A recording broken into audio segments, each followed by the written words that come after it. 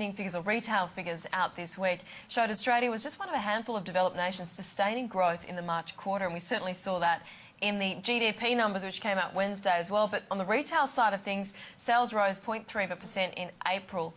Online retailers also continuing to report growth, and we're joined in the studio by Chris Hitchen from Getprice. And Chris, are you seeing increased traffic at the moment, given we've seen spending in the physical stores up as well? Yeah, we are, Brooke. We've got 19% traffic up month on month on Getprice, and we've seen 0.3% rise from March to April in retail sales. But the interesting thing is, year on year, from April to April, it's actually more like 7.2%, and that's how retailers measure it. It's a big growth.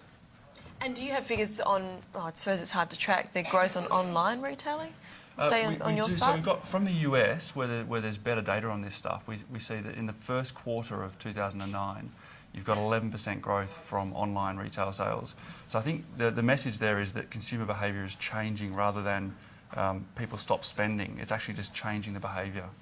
Obviously, when we had the GDP numbers, the Rudd government was putting the argument out there that, you know, the stimulus package kept people spending and kept the consumer happy, and that helped save us from recession.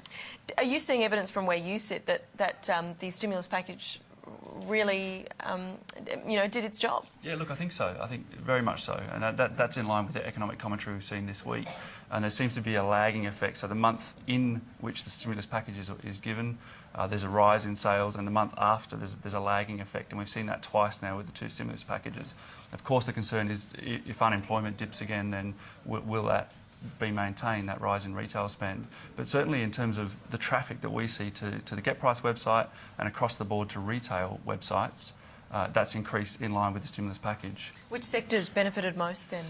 So it's really about in the same as the offline world, you've got the discretionary high-end retailers probably taking the hardest hit, so the DJs of the world, and online we're seeing the value retailers do really well. You've got retailers like Deals Direct online, and you've got Target, Big W in Australia, and Walmart in the US, who are benefiting from this.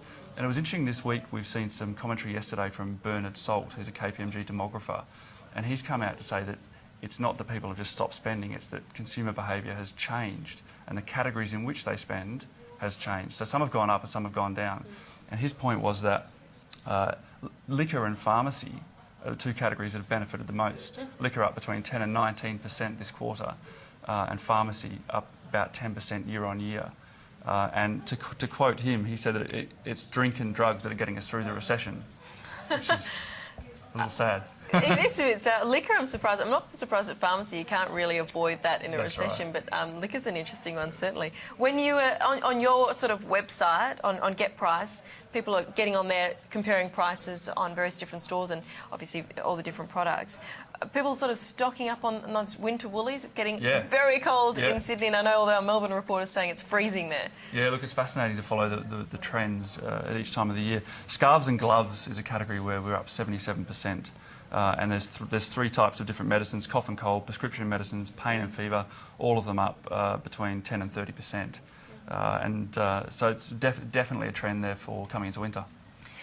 We're going to have to leave it there for today, Chris. Thank you so much for coming in, and we appreciate it. And we'll check in with you again next month. Always good insights onto the online retailing world.